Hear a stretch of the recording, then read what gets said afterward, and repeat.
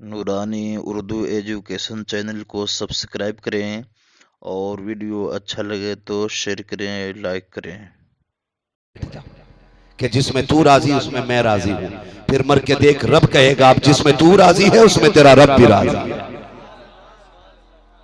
अपने शौहर की रजा पे राजी रहा मेरी बहन, शौहर की रजा पे राजी रहे। कभी उससे मुंह बिगाड़ के बात न कर। कि ये हर घर की कहानी नहीं। शौहर थक के आता शाम को बीवी के चेहरे पे 12 बजे होते। वो क्या सोच के घर में आया है कि जब मैं जाऊंगा मेरी बीवी मेरा दुख बांटेगी। आज जितनी गालियां मिली हैं उसके पास बैठूंगा तो ये दुख दूर हो जाएगा। जितने लोगों ने ताने दिए हैं आज ये खत्म हो जाएंगे। लेकिन तेरे चेहरे के परे जब बजे 12 वो अपना दुख भूल गया।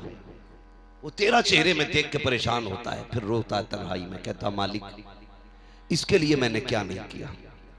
मंडी में लोगों की गालियां मैंने सुनी, मालिक ने गाली देकर करके बिल्डिंग से नीचे उतारा था। लोग धक्के दे रहे थे कि भाग तुझसे काम नहीं होगा। मैं गालियां सुन सुन के शाम तक 400 कमा के लाया। मैंने इसका क्या बिगाड़ा था। सुन, शोहर तो कुछ नहीं कहता, लेकिन याद रखना जब रब की बारगाह में आएगी कोई बचाने वाला नसीब नहीं होगा। कोई बचाने वाला नसीब नहीं होगा। शाम को शोहर थक के मजदूरी से वापस आए, बिस्मिल्लाह पढ़ के इस्तकबाल कर। खाली हाथ भी आ रहा है ना, पानी का गिलास लेके खड़ी हो जा।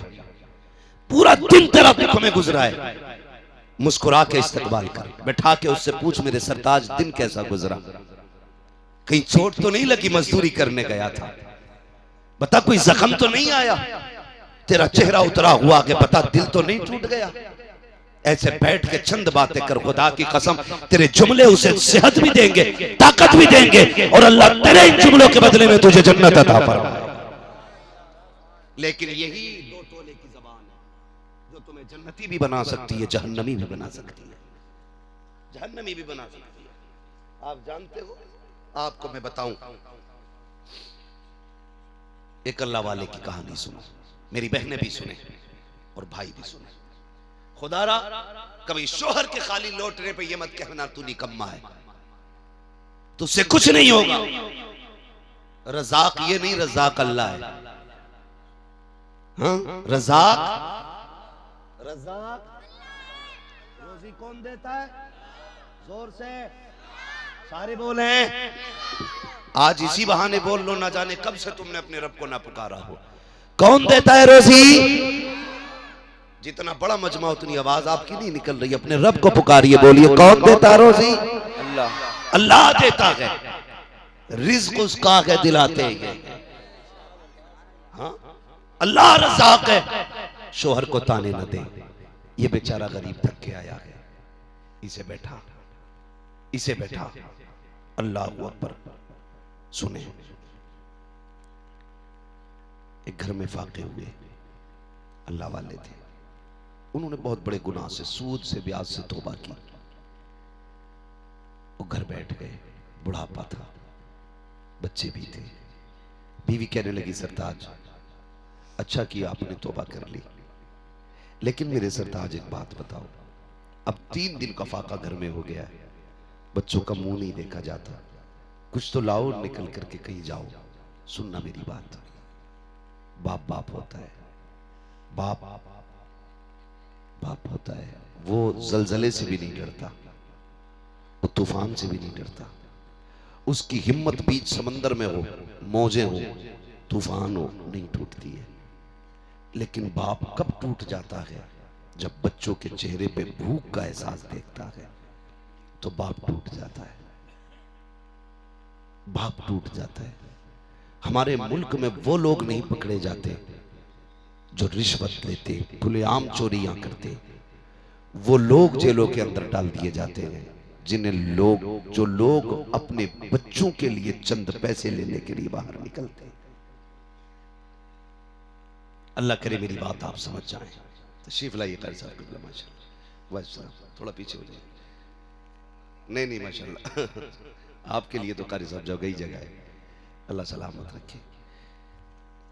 तो वो लोग कभी नहीं टूटते बंदा कब टूटता है? अक्सर जब बच्चों की भूख सामने होती है तब बंदा टूट जाता है।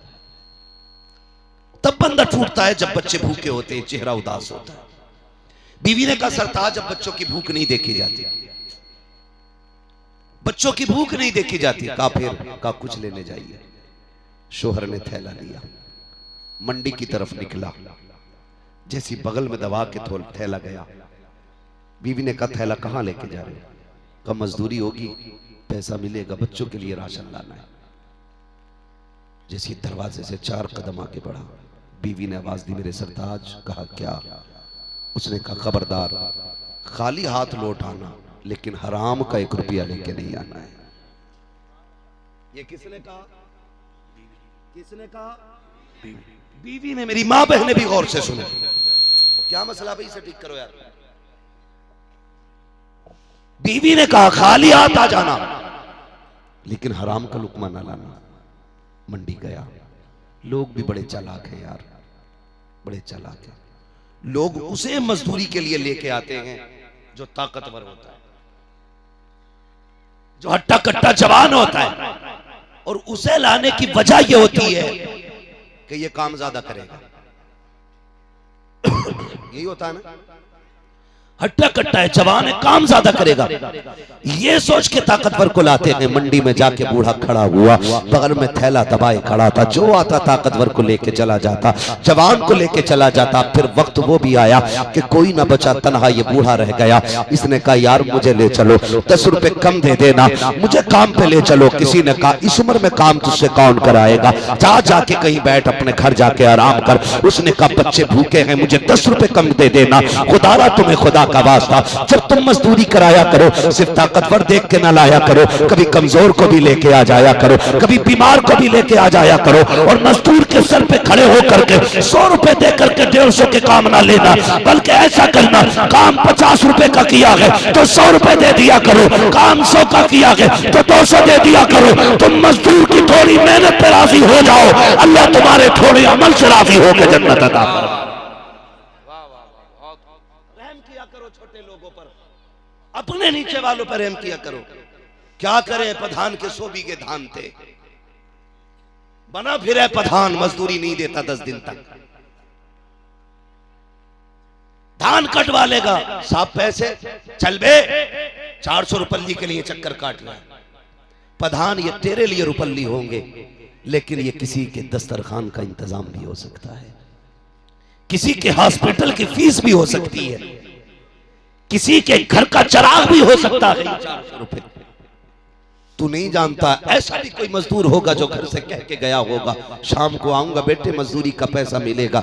बच्चों ने कहा होगा अब्बा हमने कभी सेब नहीं देखा, हमने कभी अनार नहीं खाया। इसने शायद वादा किया हो बेटे शाम को पैसा मिलेगा, तेरी ख्वाहिश पूरी करूंगा। खुदा की कसम तुम भी औलाद वाले हो, प्रधानों, जमींदारों, ठेकेदारों, पैसे वालों, अगर तुम अपने बेटे की खुशी पूरी करते हो तब तुम्हें कितना सुरूर मिलता है। तुमसे ज्यादा सुरूर गरीब को मिलता है जब बेटे की खुशी पूरी करता है, जब बेटे का ख्वाब पूरा करता है। तुम नहीं जानते हो, तुमने तो ये कह दिया कि 400 रुपये के लिए इतने चक्कर लगा रहा है, लेकिन तुमने ये नहीं जाना ये भी तो हो सकता है उसके दस्तरखान पे प्लेटें रखी हो, ये भी तो हो सकता है बीवी चूल्हे में आग जलाए बैठी हो, आटा लाएगा तो रोटी बनेगी। खुदारा मजदूर को धक्के न दिया करो। मेरे नबी ने तालीम दी थी कि मजदूर को मजदूरी पसीना सूखने से पहले दे दिया करो, इसलिए कि तुम अमीर हो, तुम्हें नहीं पता रोटी कैसे आती है। गरीब से पूछा करो एक वक्त का खाना कैसे आता है। हाँ लॉकडाउन हुआ, कितने लोग तो गुर्बत से फाके से मर गए। दुनिया कह रही थी कोरोना ने मारा है,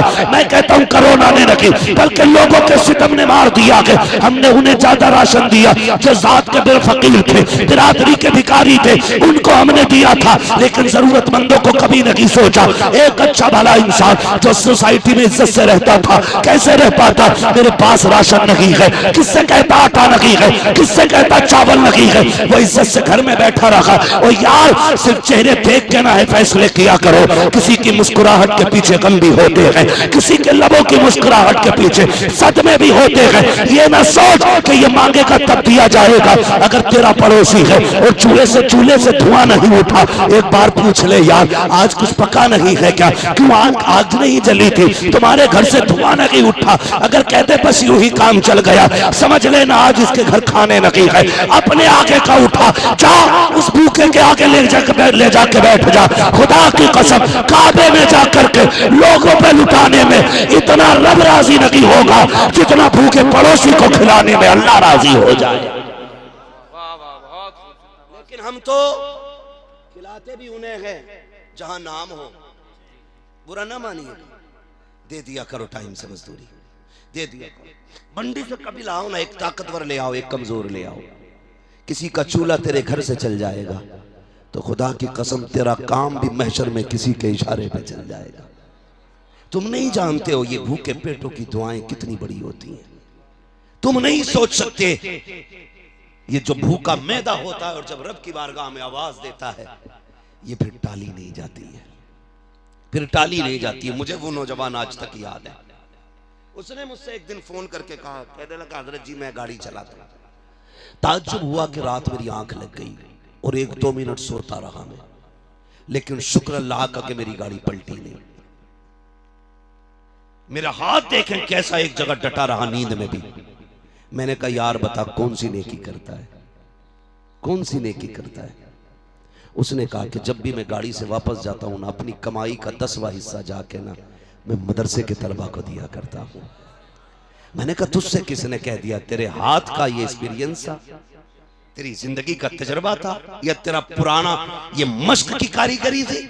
नादान तू सो गया था, रब की रहमतों ने तेरी गाड़ी संभाल रखी थी, किसी की दुआओं ने तुझे संभाल रखा था।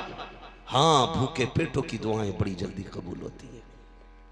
कोशिश ये करना तेरी वजह से किसी का चूल्हा जले, तेरी वजह से किसी के घर के अंदर दस्तरखान पे रौनक आए। बुरा ना मानना, मैं कहता हूं खुदा करे हर बंदा मदीने शरीफ जाए, लेकिन लोग कहते हैं अल्लाह का शुक्र है मैंने 12 उम्रे कर लिए, 13 उम्रे कर लिए। ओ यार कब जाता है? मैं उम्रा करने रमजान में जाता हूँ। मैं कहता हूँ जब तू 13 उम्रे कर ही आया है, 1 उम्रे का पैसा गांव के गरीबों में तकसीम कर। कितने ऐसे गरीब रोजादार होते हैं जिनके यहाँ इफ्तारी के लिए पानी के सिवा कुछ नहीं होता। तूने गुंबद खजरा के साए में बैठ के इफ्तारी की तो क्या किया? उन्हें भी तो देख लेता जो अपने बच्चों के रोजे रखवा के सिर्फ पानी लेके दस्तरखान पर बैठे होते। उस पैसे से तुम नहीं जानते, कई बच्चे नहीं भाई कहते अब्बा हमें रोजा रखना है। सुना पहला रोजा होता है, बड़ी धूमधाम से रखा जाता है, लेकिन गरीब बाप ये तो नहीं कहता मेरे पास कुछ नहीं है। वो ये कह देता बेटे अभी तेरी उम्र नहीं हुई है, अभी तू बहुत छोटा है। वो अपनी गरीबी को बच्चे के बचपन में छुपाता है। काश क्या ही अच्छा होता, तू ना जाता 1 साल उम्र को, 1 साल तू खजूर इकट्ठा करके गांव के हर गरीब को तलाश करता, चुपके से रात में उसके बाप के हवाले कर देता। वो बच्चों के आगे भी रुसवा नहीं होता। कम से कम तेरी वजह से किसी बच्चे के पहले रोजे पे उसे खुशी मिल जाती। खुदा की कसम मदीने वाला भी राजी हो जाता, काबे वाला भी राजी हो जाता। कोशिश ये कीजिएगा कि तुम्हारे पैसे से किसी का चूल्हा जले। करेंगे इंशाल्लाह? इंशाल्लाह। बात समझ में आ रही है ना? तो मैं क्या अर्ज कर रहा था, बीवी ने कहा खबरदार खाली आता जाना, हराम का लुकमा याद है ना सबक? हराम का लुकमा जोर से नहीं, हराम का लुकमा नहीं लाना है। मंडी में बंदा खड़ा कह रहा यार मुझे ले चलो, 10 रुपए कम दे देना, लेकिन लोगों ने अपना फायदा देखा, उस गरीब का किसी ने न देखा। अल्लाह अकबर। जब सब छोड़ के चले गए, सूरज आधी आसमान का सफर तय कर चुका, बीचों बीच में सूरज आ गया। वो जो बगल में थैला था यार कैसे लेके जाता उसे। अब बच्चों का सामना मुश्किल था, खाली हाथ पलट करके बच्चों को भूखा छोड़ के आया था। क्या मुंह दिखाता बच्चों को जाकर के? खाली गया था, खाली आया था। अल्लाह सलामत रखे आप लोगों को। सुनना मेरी बात बहुत गौर से। जब कोई नहीं मिला, सुने प्यारे, जब कोई नहीं लेके गया, अब ये क्या करता, घर कैसे जाता? सोचने लगा बच्चों को क्या मुंह दिखाऊंगा, अब क्या किया जाए। उसके बाद उसने दोनों तरफ नजर डाली, सामने मस्जिद का मीनार नजर आया। उसने अपना थैला लिया, मस्जिद में गया, वुजू किया, मुसल्ला बिछाया, रो के कहता मालिक दुनिया वाले तो काम के लायक नहीं समझते हैं, मैं तेरे घर में आ गया हूँ, अब तेरे दरबार में नौकरी करूंगा। या अल्लाह मैं सफाई करूंगा, कराऊंगा, तेरे घर में झाड़ू लगाऊंगा। मेरे मालिक मेरे बच्चे 3 दिन से भूखे हैं, उनके रिस्क का इंतजाम फरमा दे। ए मर परवरदिगार आलम, ये दुनिया वाले मुझे नौकरी के लायक नहीं समझते हैं, मैं तेरे घर में मजदूरी करने आ गया हूँ। ये कहकर शाम तक मस्जिद की धुलाई करता रहा, सफाई करता रहा। शाम को घर पलटने की बारी आई, दिल ने कहा चल, फिर अक्ल ने कहा अभी उजाला है, बच्चे देखेंगे। कहा तब आना है जब बच्चे सो जाएंगे। रात के सन्नाटे पे दरवाजे पे पहुंचा, जैसी दरवाजे पे गया दस्तक दी, ऐसा लगा जैसे बीवी दरवाजे पे इंतजार कर रही थी। दरवाजा खुला, बीवी ने शोहर का हाथ पकड़ा, उतरा हुआ चेहरा देखा। ये नहीं कहा था निठल्ले आ गया है, खाली हाथ गया था खाली हाथ आया है। उसने थैला लिया, लेने के बाद साइड से रखा, शोहर से कहा वुजू कीजिए। शोहर ने वुजू किया, अपने मामूलात से फारिग हुए, बिस्तर पे लेट गया। बीवी सर दबाने बैठ जाती है, मेरे सरताज क्या हुआ? कहा मेरी बीवी मैंने आज मेहनत की है। कहा मजदूरी नहीं मिली? कहा इतने मैं मजदूरी मांग ना सका और उसने दी नहीं। कहा मांग ली होती। कहा इतनी बड़ी चौखट पे नौकरी लगी है कि मांगते हुए हया आ रही थी। बीवी ने कहा बड़ी अच्छी बात है, कल जरूर लेके आ जाइएगा। ये कह के अगले दिन बीवी ने फिर भेजा, फिर कहा या कबल हराम, खबरदार हराम का लुकमा न लाना, लाना तो हलाल का लेके आना।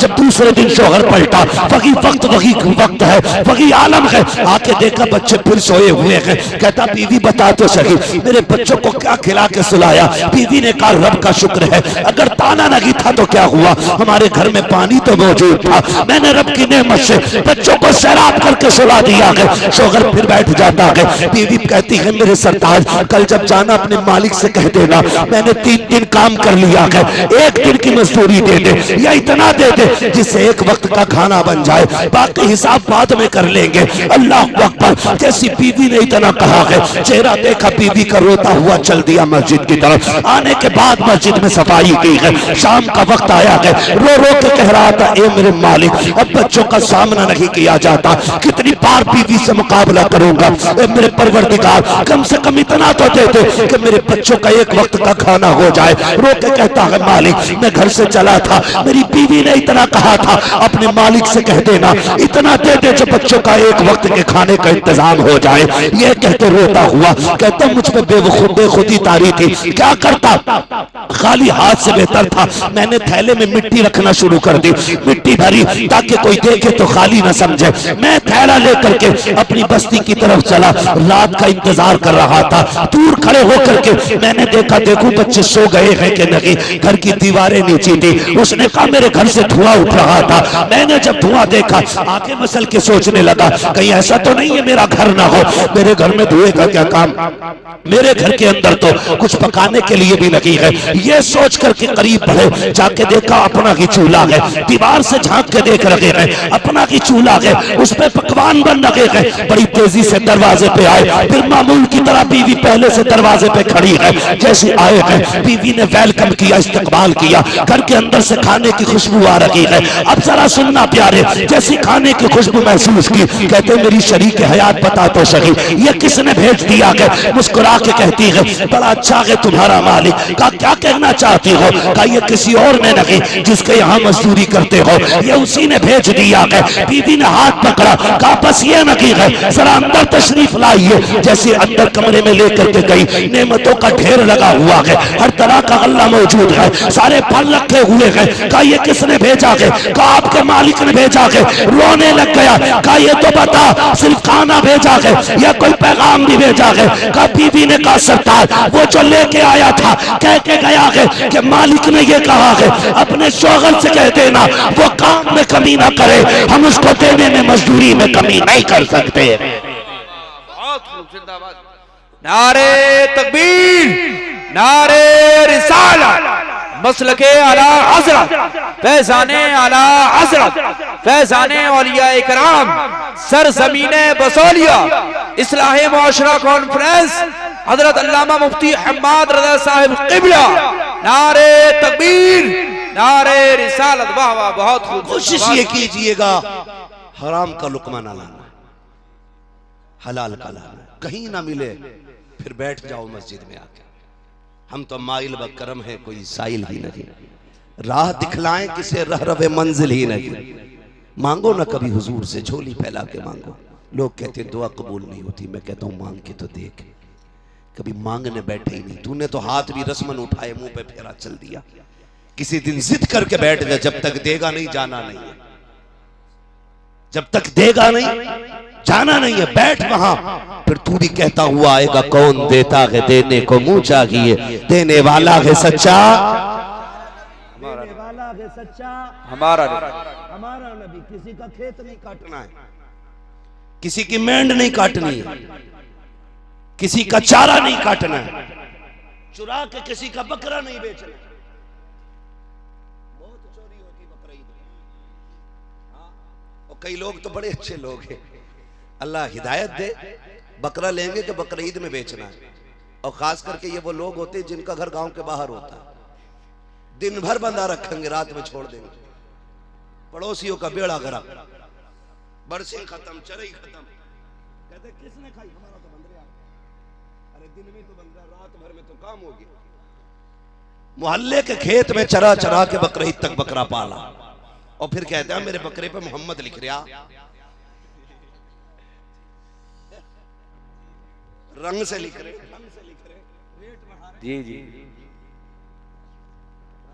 मोहम्मद लिख रहा मेरे बकरे पे। पला कहां था, यानी खूंटे पे ही रहा। और वो जो बेड़ा गर्क कर दिया पड़ोसी का, पूरी खेती तबाह कर दी। क्या फायदा ऐसे बकरों से यार, क्या फायदा। फाके रह लो, किसी को एक रत्ती का नुकसान ना दो, एक रत्ती का नुकसान ना दो।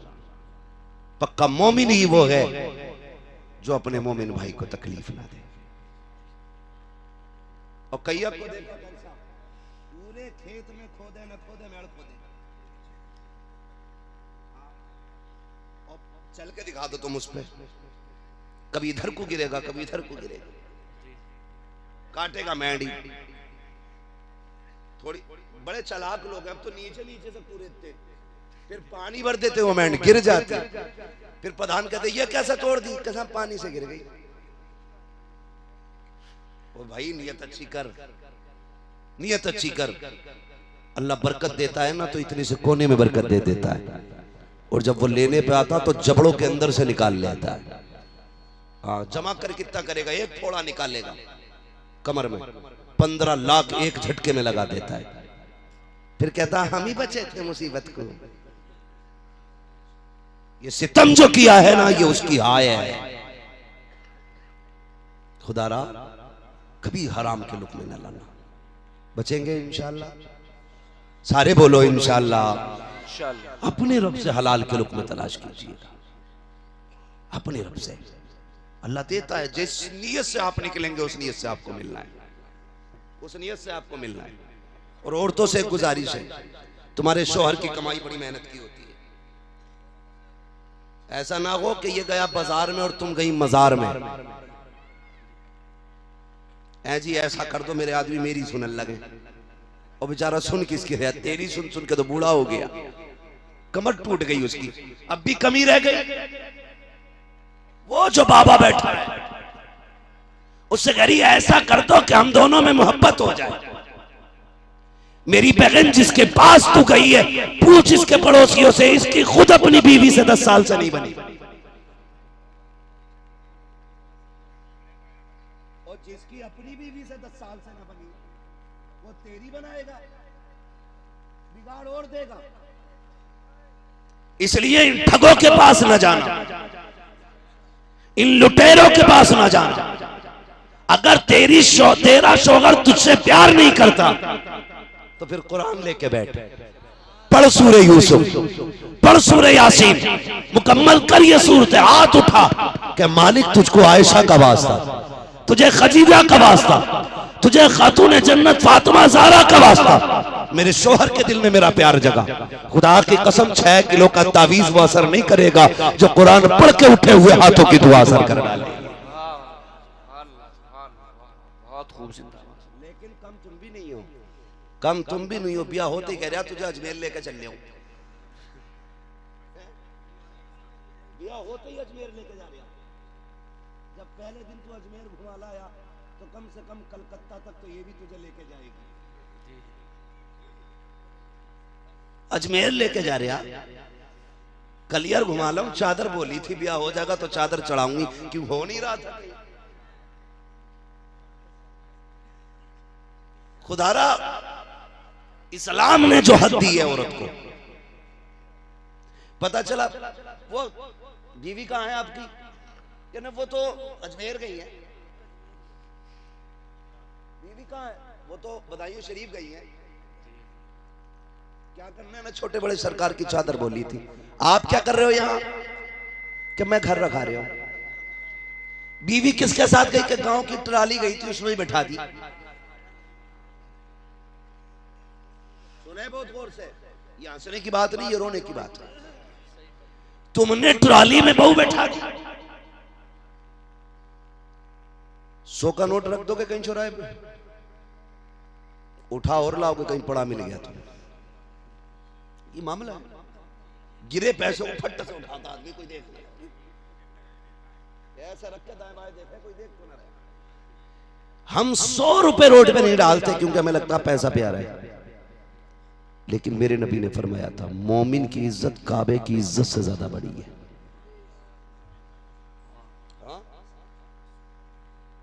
आप अपनी इज्जत की हिफाजत नहीं करते, ट्राली में छोड़ दी। बाबा के पास तावीज रहने, और बाबा इतना बिगड़ा हुआ घुटने से घुटना मिला के बैठा है। कई औरतों को तलाक इसलिए हो गई कि उन्होंने शौहर के कहने से पीर के पैर नहीं दबाए। निकलो यार इन तमाशों से, सुनो इस्लाम क्या है। पतीले तू जान, चादर तू जान में इनकार नहीं करता, लेकिन मैं इतना जानता हूं कायनात में सबसे अजीम जगह मस्जिद होती है। कौन सी जगह होती है? बोलो भाई, मुंह खोल के बोलो, क्या होती है? सबसे बेहतर जगह कौन सी है? मस्जिद। लेकिन बताओ तुम्हारी बहन, तुम्हारी बेटी नमाज कहां पढ़ती है? बोलो, क्यों नहीं बोल रहे? पढ़ते हैं कि नहीं घर में लोग नमाज? तो कहां पढ़ते? मस्जिद में क्यों नहीं जाते? इजाजत नहीं है। इस्लाम में औरत को मस्जिद में जाने की इजाजत नहीं। कम से कम जुमा ही पढ़ने हो जाती,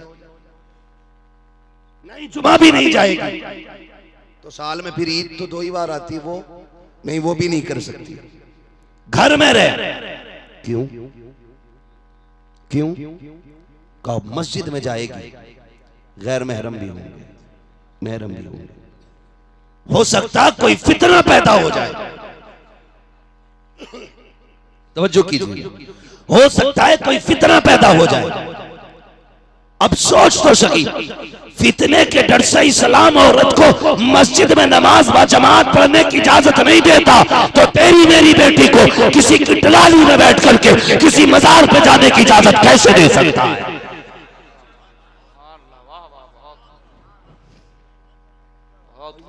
ये जो लक्ष्मण करम सिंह जन्म सिंह के साथ भाग रही है, उसकी वजह यह है कि जो ये जो आता है ना बिल्कुल बेटे की तरह है। जाओ करण, बेटी को दवा दिला लो, लो उसको दवा दिला लो। इस्लाम की हकीकत जानते हो आप? इस्लाम का अपना एक मिजाज है। इस्लाम ये कहता सगे भाई बहन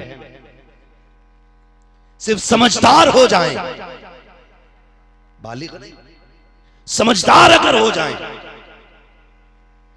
तो सगे भाई बहन को एक बिस्तर पे कांधे से कांधा लगा के बैठने की इजाजत नहीं।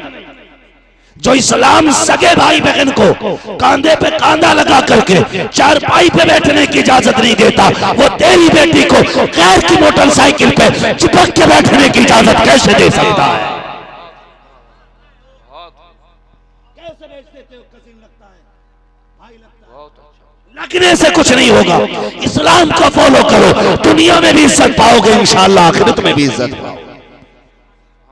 जब तक इस पे अमल नहीं करोगे ना यहाँ इज्जत मिलेगी ना वहां मिलेगी। करेंगे इंशाअल्लाह, करेंगे कोशिश। मेरी बेटी मेरी बहन, तेरी कमाई तेरे शोहर की कमाई बड़ी मेहनत की है। कोई बाबा भी अगर तुझसे ये कह दे तुझ पे 6 का साया 18 का साया है, और बताते क्या है 18 का, अगर औरत हाथ दिखाने जाती है तो बड़े मक्कार होते, कहते कमर में दर्द रहता कि हाँ, घुटनों में दर्द रहता कि हाँ, पिंडली भी ऐंठती होंगी कि हाँ, कि फेफड़ों के बीच में भी तकलीफ रहती कि हाँ, कि बस तुझ पे 8-10 जिन्नात का असर है। जाओ, ये जो मैंने बीमारियां बताई है ये 99% औरतों के अंदर होती है। ये सब जानते हैं। मेरी बहन तू इतनी सीधी है, तूने सोची बाबा को बिना देखे कैसे पता? क्योंकि पिटते पिटते बाबा के खुद ही इतनी जगहों पे दर्द हो रहा है, उसे पक्का पता है। हाँ, जिसे अपना नाम लिखना नहीं आता वो इतनी जानकारी कहां से पा गया भाई? चोर है भाई। इसे 5-6 के बदले में पैसा ना दे, उसी पैसे से अपने शोहर की खिदमत कर। इसके तावीज से वो असर नहीं होगा जो तेरी खिदमत से शोहर के दिल में असर हो जाएगा। खिदमत कर शोहर की। जब बाहर से थक के आए दरवाजे पे इस्तकबाल कर, जाने लगे तो दरवाजे तक छोड़ने के लिए जा। उसे सैकड़ों गाड़ी देख कर ना भेज, अल्लाह करे तू लौट के ना आए, तू मर जाए, तेरा जनाजा सज जाए, तेरा बेड़ा गर्क हो, तुझे देखना नहीं चाहती। जबकि वो जाने लगे तो मुसल्ला बिछा दे, कहते मालिक तेरी हिफ्ज़ व अमान में भेजा है, खैरियत से वापस लाना, परदेश गया है, तेरी ये दुआएं निकलेंगी, खुदा की कसम रिस्क भी साथ आएगा, सेहत भी साथ लेके वापस आएगा। तो ये मेरी बहनों तुम्हें करना है, अपने शोहर की जिंदगी की दुआ मांगना, उनकी दराजी उम्र की दुआ मांगना, उनकी खिदमत, उनकी रजा की दुआ मांगना। हाँ, ना जा तू चल के कलियर व अजमेर, चल के 2 कदम शोहर के बिस्तर तक जा और मोहब्बत से पूछ कुछ चाहिए, कुछ चाहिए। अगर वो तेरे लहजे में प्यार देखेगा, वो शोहर है। तेरे लिए धूप खा के आया, तेरे लिए गालियां सुन के आया, तेरे लिए बोझ उठा के आया, क्या वो तुझसे प्यार से बात नहीं करेगा? हैं? जब अपना ही मुंह सीधा ना तो तुझे प्यार किधर मिलने वाला भाई? मुंह पे बारह ना बजाया कर, भूतनी ना बना कर। एक साहब कहने लगे हजरत देवा शरीफ में भी ले दिखा लिया और कचौचा शरीफ में नीर में भी नहला ले, उसको भूत ही नहीं उतर रहे। तो मैंने कहा भूत होंगे ही नहीं, उस पर कहीं दौड़े पड़ते हैं। मैंने कहा भूत उससे उतरते हैं जिस पे भूत हो, जो खुद भूत नहीं हो उससे कुछ नहीं उतरा करता। तो ये भी ख्याल कीजिएगा, घर में कुरान की तिलावत आम करें। बेटियों से कहिए फजर पढ़ के कुरान खोल लिया करें। जहां कुरान पढ़ा जाता है वहां शैतान नहीं आया करता है। कुरान पढ़ा करें, फजर बाद तिलावत होनी चाहिए। तुम जो बीवी की खुशी के लिए इतना बड़ा एलसीडी लगा देते हो, एजुकेशन चैनल को सब्सक्राइब करें, नमाज छोड़ सकती है, और वीडियो अच्छा लगे तो शेयर करें, कुरान छोड़ सकती है, सीरियल नहीं छोड़ेगी।